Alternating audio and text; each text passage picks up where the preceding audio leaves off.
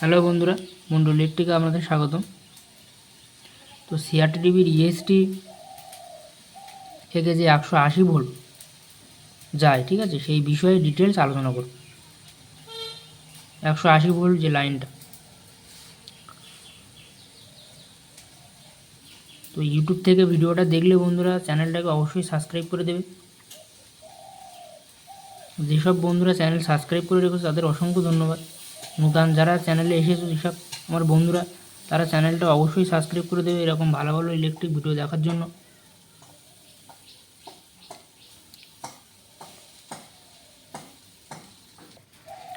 বন্ধুরা, এই যে লাইনটা, এই যে একটা ডায়োডের সিম্বল দেওয়া আছে না এখান থেকে 110 ভোল্ট এইখান থেকে এই ট্র্যাক হয়ে বন্ধুরা এইখানে আসবে, ঠিক আছে। আমি দেখিয়ে দিচ্ছি, এইখানে আসবে, ঠিক আছে। এখান থেকে এসে এটা রেজিস্ট্যান্স থাকবে এখানে, ঠিক আছে, এটা রেজিস্ট্যান্স থাকবে। এখান থেকে এসে এই এসটিতে এইখানে এই পিনে যাবে, ঠিক আছে। তারপর এসটি থেকে ইন্টারনাল এখানে ভিতর থেকে এসটির ভিতর, এখানে এই এসটির এই পিনে ইন্টারনালি কয়েল থেকে লাইনটা এখানে আসবে, ঠিক আছে। এখানে এসে এই আউটপুট ট্রানজিস্টরে লাইনটা চলে যাবে ওই 110 ভোল্ট, ঠিক আছে। আর এই লাইনটা আবার এখানে এসটির থেকে ইন্টারনালি কয়েল আছে, কয়েল থেকে আবার এই পিনে যাবে, ঠিক আছে। এখানে যদি মিটার দিয়ে, এখানে যদি মিটারের গ্রাউন্ড এখানে রেখে এখানে যদি চেক করা হয় ভোল্টেজ, তাহলে কিন্তু এখানে সেম ভোল্ট 110 ভোল্টই দেখাবে, ঠিক আছে। তো এখান থেকে এসে এখানে যে একটা ডায়েট আছে, ডায়েটের সিম্বল দেওয়া আছে, এই ডায়েটের এইখানে দিয়ে যদি মিটার কোয়াড দিয়ে চেক করা হয়, তাহলে এইখানে 180 ভোল্ট থাকবে, 165, 70, ঠিক আছে, 180 এখানে থাকবে, মানে 180 ভোল্টের কাছাকাছি থাকবে। আর এই যে কন্ডেন্সারটা আছে এখানে, এই কন্ডেন্সারটা এখানে এইটা গ্রাউন্ড করা, ঠিক আছে। এই যে আমি দেখিয়ে দিয়েছি, এটা গ্রাউন্ড করা, ঠিক আছে। একটা পিন গ্রাউন্ড করা, আর একটা পিনে এখানে ডায়োডের সঙ্গে যুক্ত আছে। এই কন্ডেন্সার কখনো খারাপ হয়ে গেলে এখানে 180 ভোল্ট আসবে না, ফল্ট, ঠিক আছে। এই কন্ডেন্সার চেঞ্জ করতে হবে। কন্ডেন্সার প্রবলেমের জন্য 180 ভোল্ট লাইন শর্ট হতে পারে, ঠিক আছে। তো আর এই যে 180 ভোল্ট লাইনটা এখান থেকে এসে, এই যে 180 ভোল্ট লাইনটা, এই যে লাইনটা এখানে গিয়েছে, এই যে লাইনটা বন্ধুরা এখান থেকে এসে ডাইরেক্ট এই বেসবোর্ডে চলে এসে, এই বেসবোর্ডে এখান থেকে এই রেজিস্ট্যান্স হয়ে এই যে ছোটো ছোটো ট্রানজিস্টার আছে, এই ট্রানজিস্টারে এসে এখান থেকে আবার এই বেজে চলে এসছে, ঠিক আছে। এই বেসবোর্ডটা সম্পূর্ণ পিকচার টিউব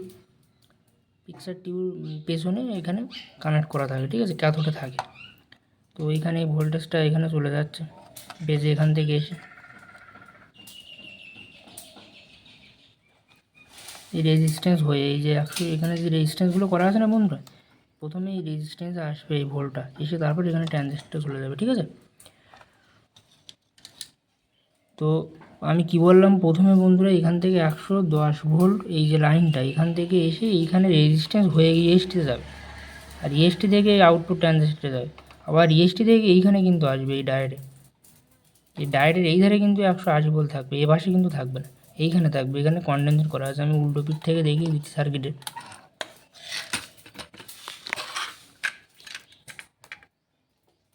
এই যে বন্ধুরা যে রেজিস্ট্যান্সটা বলেছিলাম, এই রেজিস্ট্যান্স 110 ভোল্ট, এখান থেকে এই রেজিস্ট্যান্স আসবে, এখান থেকে একটা লাইনে আউটপুটে এখানে যাবে, এই মিডিল পয়েন্টে যাবে, ঠিক আছে।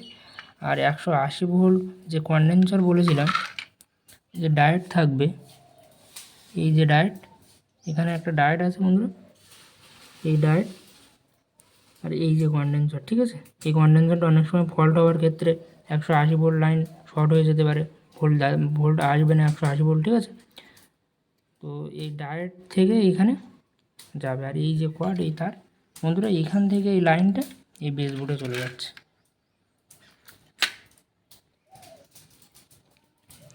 ধরো বন্ধুরা এই একটা আর ইএসটি,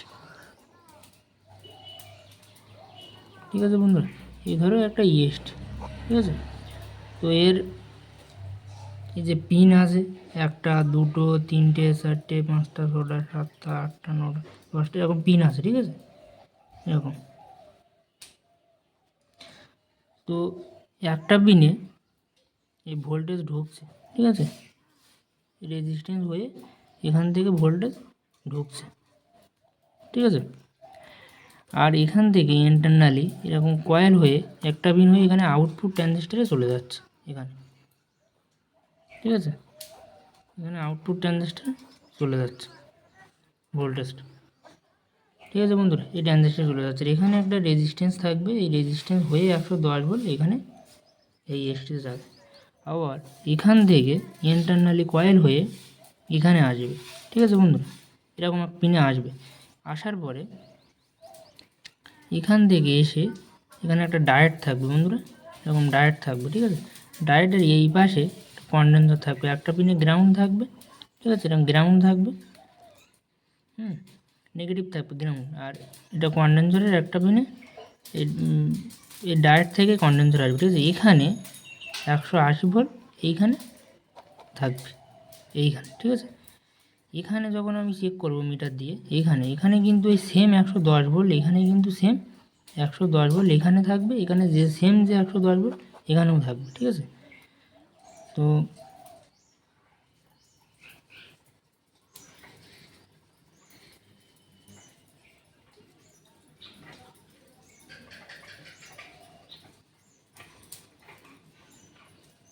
এইখানে 180 ভোল্ট থাকবে, ঠিক আছে বন্ধুরা।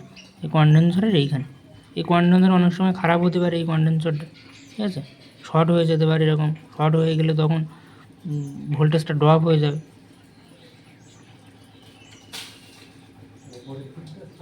ঠিক আছে বন্ধুরা, ভিডিওটা সম্পূর্ণ দেখার জন্য অসংখ্য ধন্যবাদ। আর নেক্সট কোনো ভালো ভিডিও নিয়ে আসবো, ততক্ষণ সবাই ভালো থেকো, নিজের খেয়াল রেখো।